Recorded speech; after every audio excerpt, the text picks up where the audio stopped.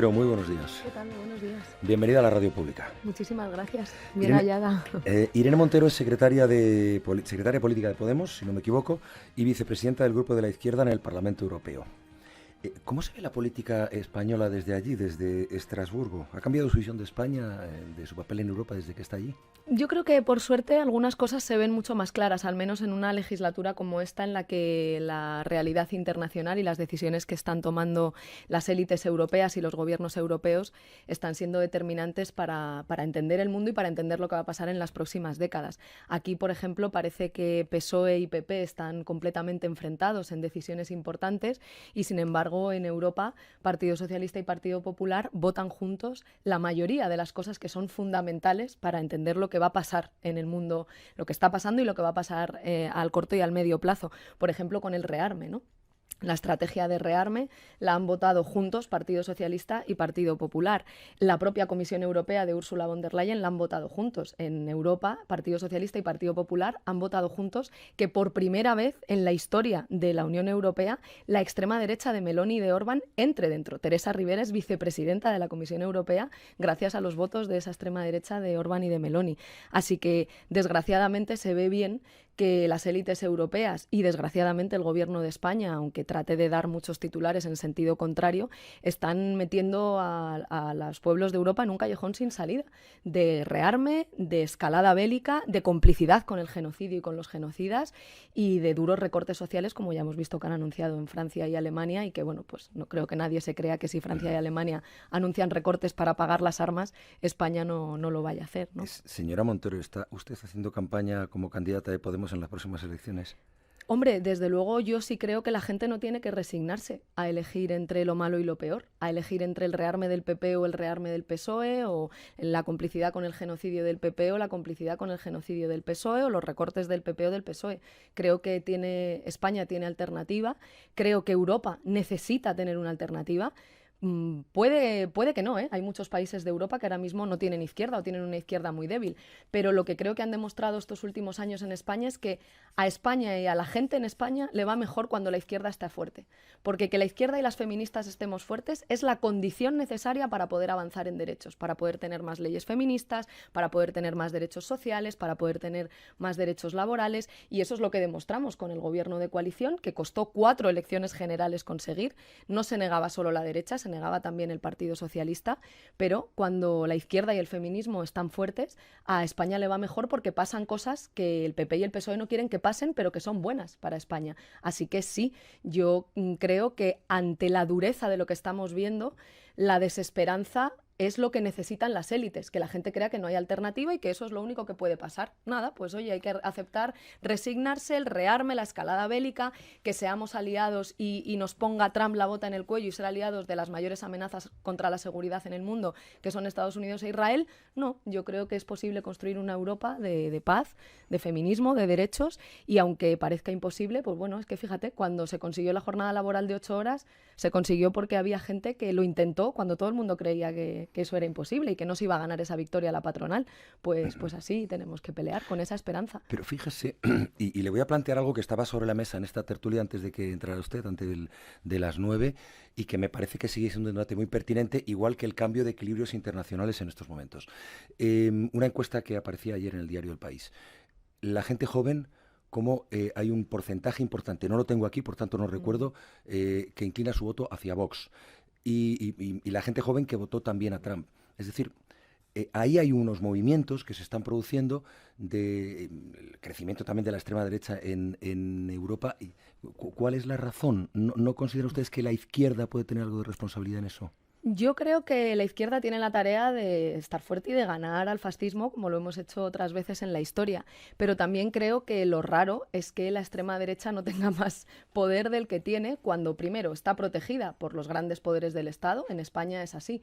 La extrema derecha está protegida por los principales articuladores del poder profundo en España. Por el poder mediático, por el poder monárquico, por la monarquía, que el otro día se reunía todo un rey de España reunido. ¿Perdón, Radio Nacional con es poder mediático? Con un agente de la Radio Nacional es una radio pública y eso es diferente a la estructura de poder mediático, y bien lo sabes, Juan Ramón, que has trabajado en el Lo digo poder por mediático los y estás medios. trabajando ahora en la pública. Ya, pero yo tampoco Pero cuando he estado en un medio privado me he sentido poder que está influyendo en que haya otro poder del Estado como la justicia. Creo que usted piensa en la justicia pues que avance en la dirección contraria a los fíjate derechos si es así que, democráticos. por ejemplo, en España se han publicado audios de un periodista, que es Antonio García Ferreras, que estaba conspirando con sus jefes en los medios de comunicación y con un señor como Eduardo Inda para publicar una noticia falsa contra Podemos, sabiendo que venían o momentos electorales o momentos en los que era posible que Podemos entrase a gobernar, y publicaba una noticia falsa diciendo es muy burdo pero voy con ello, es decir, sé que es falsa pero voy con ello. Y el resto del poder mediático le ha protegido y él sigue ahí. Eso quiere decir que sí hay una estructura de poder mediático, de poder judicial. Como te decía, la monarquía protege también esa estructura de cloacas del Estado y de poder profundo que se creen que España es suya porque demasiadas veces ha ocurrido así, han conseguido ganar con esas actitudes golpistas, y lo estamos viendo también pues con la ley solo sí es sí o con la ley de amnistía. Aquí en este país hay jueces que se creen que están por encima de la ley y por encima de la soberanía popular, y que si hay una decisión del Parlamento que no les gusta, ellos pueden hacer guerra sucia a esas leyes elegidas democráticamente por los representantes de la gente hasta que las tumban. Bueno, pues yo creo que esas cosas hay que cambiarlas y que hay que defender la democracia. Y me parece que esa es una tarea noble a la que hay que entregarse, porque lo contrario va a ser una deriva autoritaria que va a llevar a que la gente viva peor y tenga menos derechos. Los momentos, de hecho, fíjate que desde que echamos a Rajoy de la Moncloa, los momentos de más estabilidad en nuestro país, por ejemplo, en los que ha habido presupuestos, han sido con la izquierda y el feminismo fuertes y con Podemos dentro del gobierno. España solo ha tenido presupuestos generales del Estado desde que echamos a Rajoy, con Podemos dentro del gobierno y con la izquierda fuerte y con el feminismo fuerte. Pues yo apuesto por eso, por una estabilidad en el país que tenga que ver con el avance en derechos y con el progreso y con que la gente pueda vivir con dignidad y con que solucionemos los problemas de la gente. Las personas y los medios a los que usted cita tienen capacidad para defenderse, desde luego, pero créame que en los 45 años que llevo de oficio nunca he tenido la percepción de que el medio en el que yo estaba fuera instrumento de alguien en concreto. Quizás es mi ingenuidad, pero créame que no es así. En todo caso, no es una discusión que vayamos a entrar, porque yo creo que a los oyentes tampoco les interesa demasiado. Sí me interesa quedarme en esto último que ha dicho usted sobre el papel, sobre la responsabilidad de Podemos en determinadas decisiones. Yo he visto en redes sociales, donde es usted muy activa, que ha sugerido que ustedes han influido en el gobierno para que adopte las medidas que ayer se anunciaron contra Israel. Bueno, a ver, no solo Pero que nosotras, usted no se las cree obviamente del todo. el movimiento de solidaridad con Palestina, que lleva desde el principio, desde el año 2023, llamando genocidio al genocidio, cuando Sánchez pedía llamarlo guerra o no nombrar la palabra genocidio. La primera ministra del gobierno que nombró el genocidio por su nombre en octubre del 23 fue Yone Belarra. Por eso también nos echaron del gobierno, porque nosotras hacíamos las cosas que el PSOE no quería que se hicieran, a pesar de saber que eran las correctas y las que han terminado aceptando como correctas. Entonces sí, yo creo que una de las cosas más importantes que se demostraron ayer es que la presión funciona. Lo que pasa es que efectivamente, y que por eso hay que ir a manifestaciones. Muchas veces nos preguntamos, ¿pero servirá de algo ir a una manifestación? ¿Servirá de algo que ponga yo otro post en Facebook o que saque este tema en la conversación, no sé, en el café, ¿no?, con los compañeros y compañeras de trabajo? Pues sí, la presión funciona y el gobierno nota mucho la presión y por eso tiene que hacer cosas que no quiere hacer, y prueba de ello es que ayer anunció cosas que, según el propio Sánchez, hace 2 años que hacía. Entonces, lo que reconoció ayer es que lleva 2 años mintiéndonos radicalmente a la cara con un tema tan serio como es el genocidio. Y por eso precisamente yo, pues desgraciadamente hasta que no lo vea, no lo voy a creer. Porque donde está normalmente en este gobierno, donde hacen el titular, hacen también la trampa. ¿Por qué, por ejemplo, hacen estas medidas mediante un Real Decreto Ley, cuando lo pueden hacer por un Real Decreto o por una decisión de menor rango de Consejo de Ministros para paralizar la compra, la venta, los contratos que están en marcha? A lo mejor lo hacen por Real Decreto Ley, porque así tiene que ir al Congreso y así Junts lo va a tumbar y van a poder contar que lo han intentado, pero que no fue posible. ¿Qué va a pasar con esos 40 contratos de compra que han firmado desde el inicio del genocidio hasta ahora y que nos convierte en el país de la Unión Europea que más armas le ha comprado a Israel desde el inicio del genocidio? Es decir, es que este gobierno le ha comprado más armas a Israel durante el genocidio de las que le comprábamos No se han antes. formalizado. Hay acuerdos, 46 en concreto, que no se han formalizado. Por eso, precisamente, como hay algunos que no se han formalizado, no se van a formalizar porque ya otras veces nos han dicho que suspendían contratos ante escándalos mediáticos fruto de las investigaciones del movimiento de solidaridad Solidaridad o de periodistas como Olga Rodríguez, y luego decían que lo suspendían y cuando entrabas en la web, Nanay de la China no estaba suspendido. Entonces, yo honestamente creo que este gobierno da demasiados titulares y que eso no se debe hacer cuando estamos hablando de un genocidio, y que en realidad lo que están intentando es tratar de acallar a la opinión pública mientras mantienen su complicidad con el genocidio. Y estoy muy preocupada por eso, lógicamente. Ayer mismo la cadena SER, 2 horas después, que no es sospechosa de atacar al gobierno, la cadena SER 2 horas después del anuncio del presidente decía, bueno, pero es que Estados Unidos, que es el principal proveedor de material militar a Israel, va a poder seguir usando las bases de Rota y de Morón para enviar material militar a Israel sin encima rendir ni una sola cuenta al gobierno de España, a pesar de que es territorio español. Pues yo creo que entonces la cadena SER 2 horas después desmiente al propio presidente en que ese embargo no se produce, tampoco se han roto las relaciones comerciales, tampoco se han roto las relaciones diplomáticas, no se está prestando el apoyo suficiente a la gente que está en la flotilla de la Libertad, que ayer era atacada por un dron, estando los barcos atracados en Túnez, que está tratando de llegar a Gaza con comida, con medicinas para romper el bloqueo. Están siendo impasibles ante las detenciones completamente injustificadas de activistas pro-palestinos en la vuelta a España, que aprovecho aquí para pedirle al gobierno que de inmediato garantice su libertad y que pare la represión contra el movimiento de solidaridad con Palestina. Pues yo, honestamente, sí, la presión sirve, pero yo hasta que no lo vea, no me lo creo. Claro, porque usted dice que la presión de Podemos ha influido en esto, pero se ha quedado muy corta después de escucharle a usted, y sobre todo imagino que a lo que aspiren es una ruptura total de relaciones diplomáticas y comerciales. No lo aspiramos solo nosotras, las Cortes de la Haya, la Corte Internacional de Justicia, la relatora de Naciones Unidas para los Territorios Palestinos, están diciendo hace meses que es imprescindible que se rompan las relaciones comerciales y diplomáticas, que es imprescindible que se practique un embargo total de armas para aislar a los genocidas y para impedir que los genocidas puedan continuar con este plan de exterminio contra el pueblo palestino. Es decir, que no es una cosa que pida el movimiento de solidaridad con Palestina, que por supuesto, o que pida Podemos desde el principio, asumiendo un gran coste político, que por supuesto, esto es algo que están pidiendo los tribunales de la Haya, la Corte Internacional de Justicia, y que está pidiendo Naciones Unidas, porque es lo que la humanidad ha decidido que habría que hacer ante un genocidio. La humanidad hemos tomado algunas decisiones, como la Declaración Universal de los Derechos Humanos. El preámbulo de esa declaración dice una cosa muy importante. Dice, los derechos humanos tienen que garantizarse a través de un régimen de derecho en el mundo, para que la humanidad no se vea compelida al supremo recurso a la rebelión frente a la tiranía y la opresión. Es decir, la humanidad ya hemos acordado que por el hecho de ser seres humanos merecemos vivir con dignidad y que ningún poder, por poderoso que sea, como es el Estado de Israel, apoyado por la élite europea y por Estados Unidos, puede creerse con el derecho de exterminar a un pueblo para apropiarse de su territorio y puede quemar a niños vivos. Entonces, eso ya lo hemos decidido. Y hemos decidido que para prevenir y sancionar un genocidio, cuando algún poderoso, algún dueño del mundo se atreva a hacerlo, hay que hacer algunas cosas. Y esas cosas son embargos de armas, son sanciones, son ruptura de relaciones comerciales y diplomáticas. ¿Por qué no se hace? ¿Por qué no se hace? ¿Por qué se mantiene esta criminal complicidad con los genocidas? Incluso llegando al punto hipócrita de plantear una serie de medidas en forma de titulares que después no se van a aplicar. A mí me parece que con el genocidio no se debería jugar a hacer el titular, porque sabes que hay mucha presión de la opinión pública y de la ciudadanía, porque España tiene una sociedad muy solidaria con el pueblo palestino.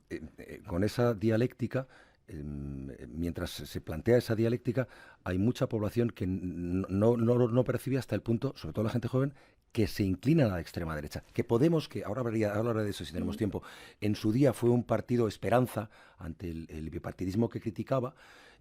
Bueno, ahora hay una especie de péndulo en la que vemos que esa parte del voto, del desencanto que fue a Podemos en su día, ahora está yendo a la extrema derecha. Yo creo que pasan... ¿Qué se está haciendo mal? Yo creo que también hay, por ejemplo, más feministas jóvenes que nunca. Es decir, creo que estamos en un momento en el mundo en el que la gente joven percibe, con razón, seguramente sea la generación que de forma más lúcida lo percibe, que el mundo está en una grave crisis, que hay una ruptura total de los consensos más básicos sobre qué significa la vida. Y frente a eso, efectivamente, buscan respuestas.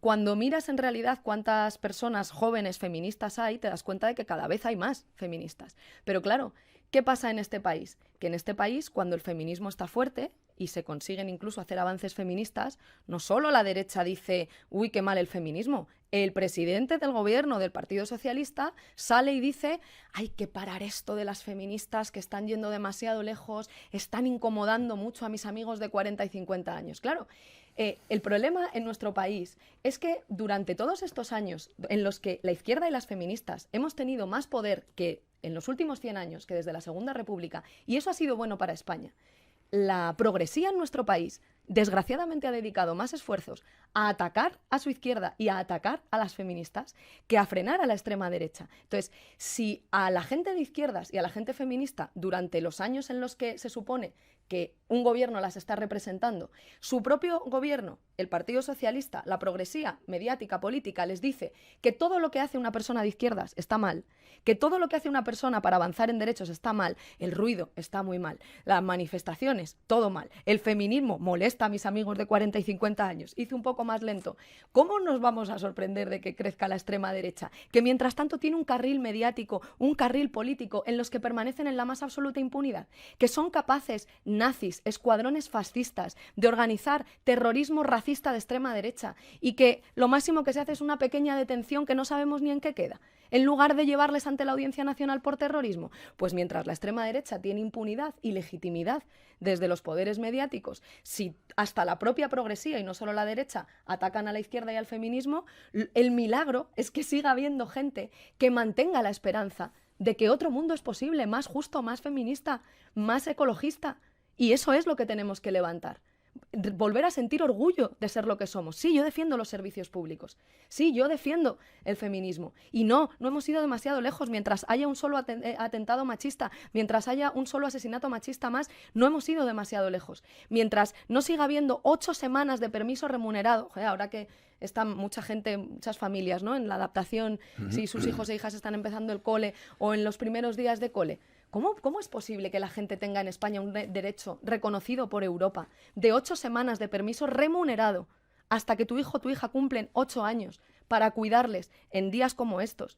Y que el gobierno diga, voy a recortar este derecho, solamente le reconozco 2 semanas de remuneración y además solo a los nacidos a partir del 24. Así que todos los niños que tienen y niñas que tienen 3, 4, 5, 6, 7 y 8 años no se van a beneficiar, y sus familias. Hombre, por favor, mientras estás dedicando 10.500 millones de euros a armas, ¿cómo no va a crecer la extrema derecha? Si lo que les estamos transmitiendo a la gente es que el límite por la izquierda es imposible. No, lo que hay que explicar es, no, ¿se puede? Claro que se puede ir más lejos, debemos ir más lejos. No estamos yendo demasiado lejos, es una obligación ir más lejos. Mañana el Gobierno va a perder la votación sobre reducción de jornada laboral. Me gustaría conocer su opinión, su voto y una pregunta que con un poco de temor a que nos extendamos demasiado, pero ¿no es peligroso aliarse con partidos de derechas cuando uno pretende desplegar políticas de izquierda? Si hablo de Junts.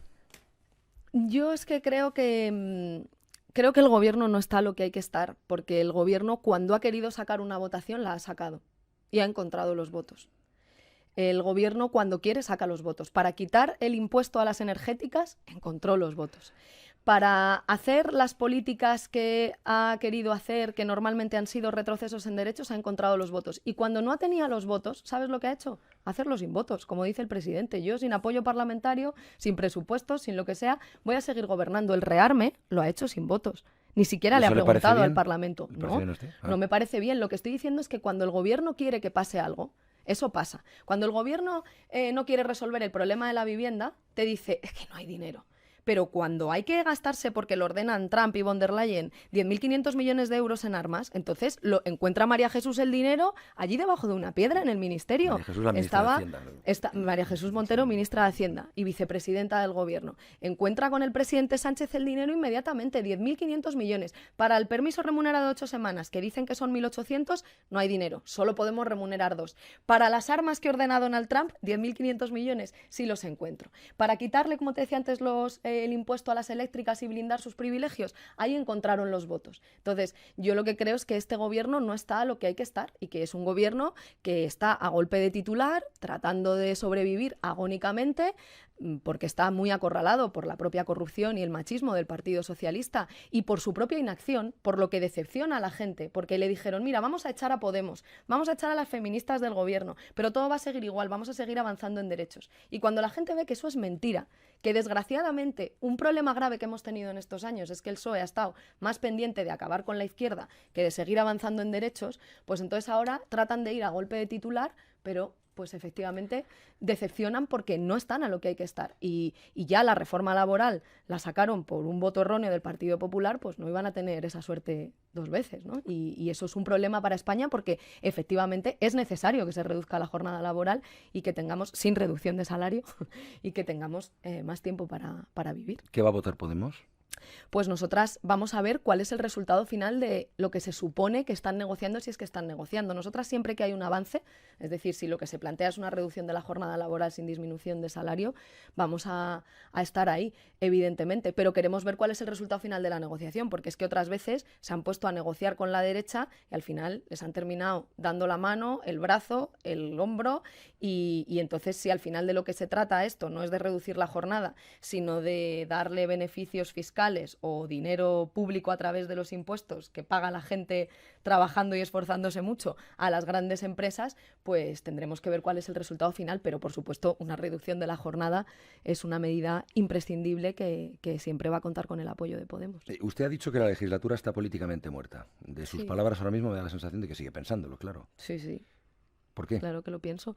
Pues porque creo que el sentido de lo que votó la gente en el año 2023, la política tiene mucho de comunicación, obviamente, tiene mucho de cómo tú sepas transmitir las cosas y de cómo te dejen los que realmente deciden cómo se ponen los titulares y de qué temas se habla en España. Pero, que no iba a eso ahora, no iba a una crítica al poder mediático, que podría ser, pero la política tiene verdad también. Y yo defiendo... al menos yo defiendo esa forma de hacer política. Yo no creo que la política sea mirar por donde sopla el viento y actuar en consecuencia para que caigas bien todo el rato a todo el mundo. Creo que la política va de convicciones, de principios y de defender las cosas cuando son fáciles y cuando son difíciles. Este gobierno fue elegido para seguir avanzando en derechos. Y el PSOE nos contó una gran mentira, que era que podía criminalizar al feminismo y decir que habíamos ido demasiado lejos, que podía acabar con su izquierda y sustituirla por una cosa que le dijese que sí a todo, es decir, que los votos de la izquierda al final fuesen también diputados suyos, se convirtiesen en diputados socialistas y que todo iba a seguir igual. Y es mentira, es simplemente mentira. Si la izquierda y el feminismo no están fuertes en España, no se avanza en derechos. Pero si no están unidos nunca van a estar fuertes, si ustedes no son capaces de encontrar alternativa que una de verdad a esa izquierda. Fíjate que yo creo que en estos últimos años, casi siempre que se ha hablado de unidad, se ha hecho para quitarle poder a la izquierda y no para que lo tuviera. Se ha hecho para intentar que... Desde la propia izquierda. Bueno, desde el progresismo, desde quienes quieren que el único referente electoral de la izquierda sea el Partido Socialista, que eso es una parte del poder en España. Gente que quiere que haya personas muy de izquierdas en la radio diciendo cosas muy de izquierdas, cantantes muy de izquierdas que dicen cosas muy de izquierdas, escritores y escritoras muy de izquierdas, pero que cada 4 años toda esa gente muy de izquierdas que ha estado diciendo, bueno, al PSOE tiene que ir un poco más allá, diga ya, pero voto al PSOE. Y que la izquierda no tenga una representación institucional. Entonces, sí, por supuesto que es imprescindible y que ahora está la izquierda en un momento, o el feminismo en un momento más débil, pero vamos, como ha pasado siempre en la historia, si es que los movimientos de transformación es luchar, vencer, caerse, levantarse, y luchar, vencer, caerse, levantarse. Y efectivamente, pues el hecho de haber avanzado tanto ha tenido una reacción que ha tenido sus consecuencias y ahora hay que intentar volver a poner en pie eso con más fuerza todavía porque hemos acumulado mucha experiencia en estos años y generando también alianzas y con generosidad, ¿eh? O sea, que en eso te doy la razón. Podemos siempre ha creído en las grandes alianzas y de hecho defendimos contra viento y marea. Acuérdate cuando el PSOE quería pactar los primeros presupuestos del gobierno de coalición con Ciudadanos, decían que daba igual. Yolanda Díaz también lo decía, que se podían pactar con Ciudadanos y no pasaba nada. Y Podemos defendió que había que tener una dirección de Estado progresista, feminista y plurinacional. Y la alianza más poderosa que se ha hecho en estos últimos años en lo progresista ha sido la alianza entre Bildu, Esquerra Republicana de Cataluña y Podemos, que no nos hemos presentado nunca juntos a unas elecciones, ojo, siempre hemos competido en las elecciones, pero nos hemos aliado de forma que hemos sido responsables de los principales avances en derechos en estos años, incluso cuando el PSOE no quería, como con la ley trans o con la ley de vivienda, demostrando que incluso cuando estás en minoría, puedes terminar haciendo una mayoría con esas alianzas. La situación con Esquerra no sé si es tan buena como en ese tiempo. Bueno, yo creo que esas alianzas, lógicamente, se han debilitado. Ha sido también un objetivo yo creo, del propio Partido Socialista, debilitar esas alianzas, porque esa alianza le estaba obligando a hacer cosas que no quería hacer. Le estaba obligando a hacer una ley trans cuando no quería hacerla, le estaba obligando a hacer leyes feministas cuando no querían, o una ley de vivienda, o un escudo social, el transporte gratuito, todo lo que ahora, cuando ya no estamos con esa fuerza, pues están consiguiendo quitar, ir eliminando poco a poco, ¿no? Haciendo recortes en esos derechos que habíamos conquistado poco a poco, porque además, como vienen duras y hay que gastarse el dinero en armas, así lo ha decidido Pedro Sánchez y las élites europeas, pues hay que ir quitándolo de lo que molesta, que es la inversión social, ¿no? Y que es el bienestar.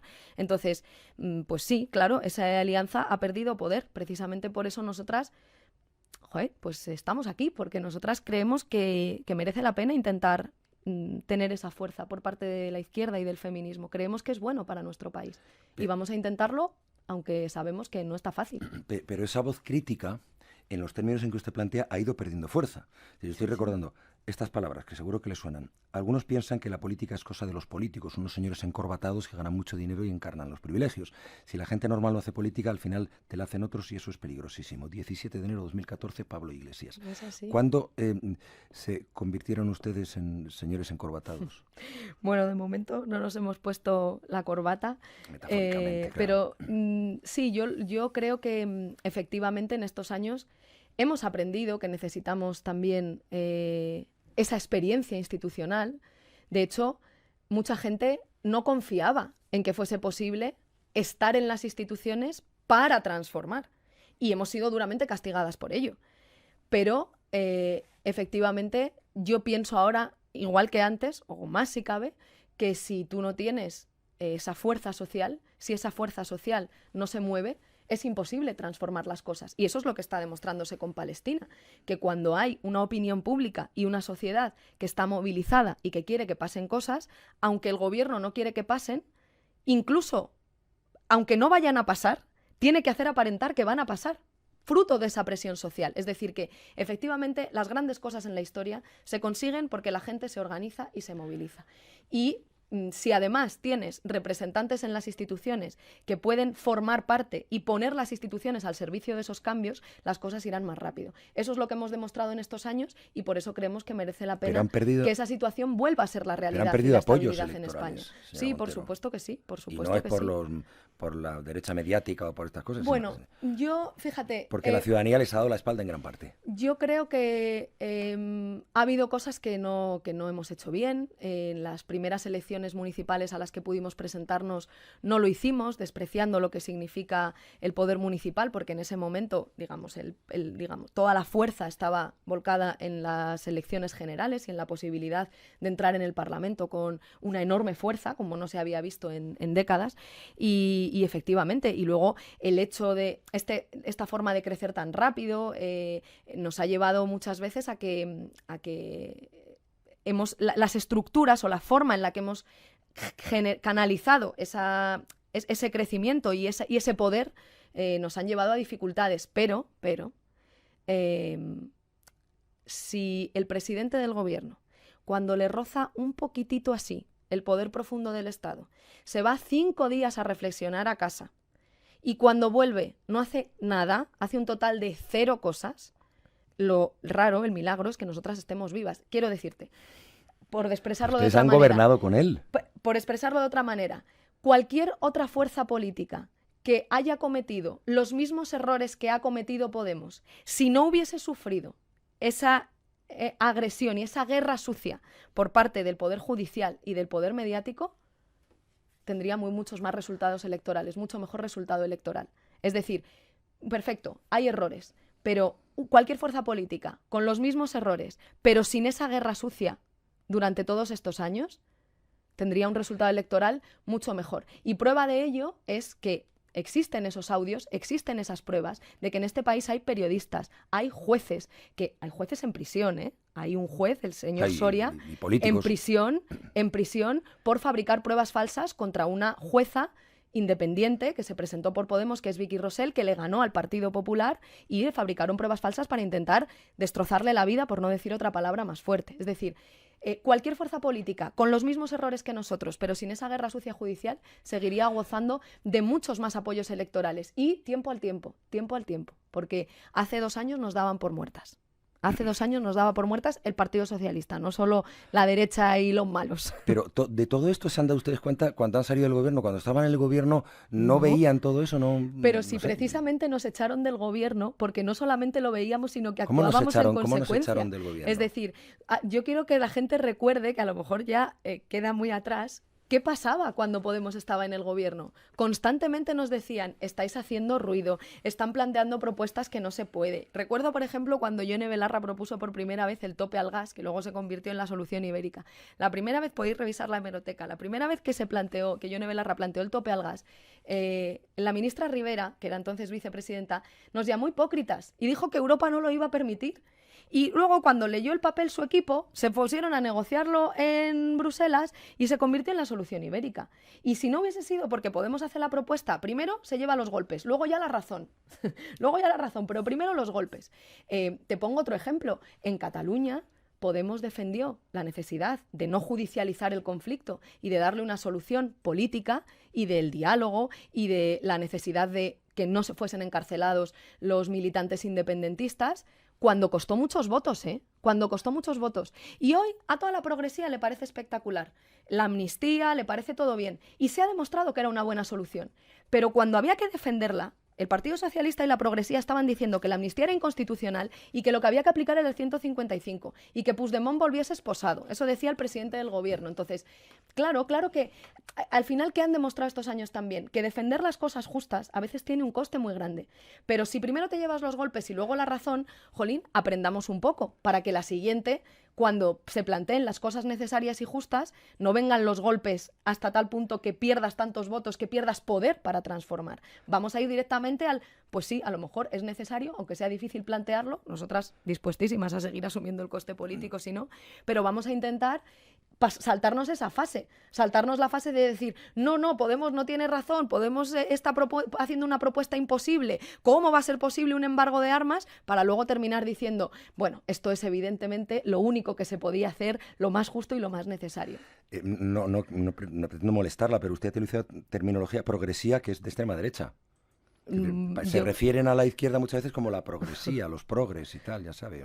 Bueno, yo creo que es una forma de describir a un sector de nuestra sociedad que desgraciadamente yo creo que muchas veces en estos años ha tenido más recelos contra la izquierda que contra la extrema derecha, y que precisamente eso ha sido un problema, porque cuando esa progresía y esos sectores progresistas han estado más pendientes de si la izquierda o el feminismo hacía o no ruido, de si íbamos o no demasiado lejos, ¿cómo puede ser una ministra republicana? Por favor, ¿cómo puede decir que es republicana? O ¿cómo pueden aprobar una ley? ¿Cómo pueden decir cultura de la violación? Yo recuerdo que una presidenta socialista del Congreso de los Diputados me obligó a retirar la palabra cultura de la violación, que es una definición de Naciones Unidas para describir parte de la estructura que legitima la violencia contra las mujeres, porque decía que era ofensivo. O sea, desconociendo, ¿no?, completamente que es una terminología no solo feminista, sino reconocida por los organismos internacionales, y todo les parecía una barbaridad. Si en lugar de eso hubiesen estado pendientes de que no creciese la extrema derecha, en lugar de echarnos a Podemos del gobierno, lo mismo no estábamos en esta situación. Y no lo digo, no sé, desde el rencor, sino desde la profunda convicción de que si lo hacemos diferente, de que cuando hemos gobernado en coalición y hemos hecho las cosas bien, España tiene presupuestos, España tiene estabilidad, España avanza en derechos, es decir, desde la esperanza, desde la profunda convicción de que si rectifican en esa actitud de ir más contra la izquierda que contra la extrema derecha, vamos a poder avanzar en derechos y vamos a poder garantizar para España un rumbo democrático y progresista y de justicia social. frente a la involución democrática que plantean las derechas, que es lo que nadie quiere que pase en este país. Que ganen PP y Vox. Ya les echamos. Bueno, ya echamos a Rajoy. Sus votantes, señora Montero. Yo creo que hay una mayoría en España que no quiere a la derecha y a la extrema derecha. Pero votan al PP y a Vox. Vox es el segundo partido, el tercer partido de este país. Vamos a ver si eso es mayoría. Yo creo que hay mucha gente en este país que no quiere, y que es mayoría, que no quiere un gobierno de involución democrática y un gobierno autoritario. Y creo que si esa mayoría no se expresa electoralmente, a veces pasa. Pongo el ejemplo del 15M. En el año 2011, las calles en España estaban ardiendo, había una inmensa mayoría social que estaba defendiendo que no queríamos ser mercancía en manos de políticos y banqueros, basta de recortes, basta de crisis, y el PP ganó por mayoría absoluta. Quiero decir que hay veces que hay mayorías sociales que no se expresan electoralmente. Pero yo creo que si no se está expresando electoralmente es precisamente porque desde la propia progresía se les está diciendo que no se puede todo el rato. Cuando precisamente en estos años hemos demostrado, si algo hemos demostrado, es que aunque se pague un gran coste político, y aunque sea difícil, y aunque no sea todo lo ambicioso que queremos, sí se puede. Sí se puede. Y con esa esperanza es con la que a mí me gustaría que la gente piense en el ciclo político que se viene ahora. No solamente en las elecciones, sino que cuando dude de salir a una manifestación, diga, claro que voy a ir, porque parece que no, pero claro que es útil, claro que sirve, claro que funciona. Estar orgulloso, defenderlo, no callarte en una conversación con la familia, con amigos, hablar, defender lo público, defender lo común, defender el feminismo, defender a la izquierda. Funciona, es útil. Es útil y es mejor para España que lo que nos están ofreciendo las derechas. ¿Va a haber presupuestos generales del Estado si es por Podemos? Yo creo que es una precampaña del Partido Socialista, honestamente, porque hace un año el presidente estaba diciendo que él iba a gobernar con o sin presupuestos y con o sin el apoyo del Parlamento, y ahora de repente dicen que son fundamentales, cuando ya las grandes partidas presupuestarias ya las han comprometido, ya han comprometido el 5% ante la OTAN de incremento del gasto militar, ya han comprometido y están cumpliendo con el 2% como exigía la OTAN a las órdenes de Trump, y han invertido 10.500 millones, 10.500 millones que no van a ir a sanidad, que no van a ir a educación, a dependencia, a políticas feministas, mientras están recortando un 25% las políticas de conciliación en España y mientras están racaneando las semanas de permiso a las familias. Bueno, yo creo que esto es un acto de precampaña del Partido Socialista que obviamente, pues si tú te ves acorralado por la corrupción y por el machismo en tu partido, que tus compañeros más leales, algunos eran puteros, cuando tú te declaras abolicionista de la prostitución, pues no vas a ir a unas elecciones por machismo, o sea, por corrupción o por machismo, vas a ir a unas elecciones porque no te han votado unos presupuestos. No obstante, todavía no nos han dicho nada, no nos han presentado esas cuentas. Podemos ha puesto sus condiciones hace mucho y las vamos a mantener. Para poder siquiera sentarse tiene que haber una reducción del 40% de los precios de los alquileres, porque es que la crisis de la vivienda es que es bestial. Es que está subiendo el precio del alquiler de la vivienda, un 12%, mientras la gente no puede pagarse un alquiler y no puede comprarse una casa. Porque es que los grandes tenedores están comprando casas a tocateja, impidiendo que se las pueda comprar la gente que tiene claro que hipotecarse a 30 a 40 años. La mitad de las viviendas que se han comprado este año es a tocateja. Eso quiere decir que las está comprando gente que las quiere para especular, que no las necesita para vivir. La gente que necesita una casa para vivir no tiene dinero para comprar la tocateja, la compra con una hipoteca. Entonces, hay que expropiar las viviendas a los fondos buitre, el uso. Que ya es decir, hay que limitar el precio de los alquileres, hay que prohibir la compra a no residentes. Pues esas condiciones están ahí y por supuesto que se rompan relaciones diplomáticas, comerciales y el embargo de armas que sea efectivo y sea real. Irene Montero, secretaria de Política de Podemos, candidata de la formación en las próximas elecciones y vicepresidenta del Grupo de la Izquierda en el Parlamento Europeo. Gracias por su presencia. Muchas gracias, buenos días. Muy buen día.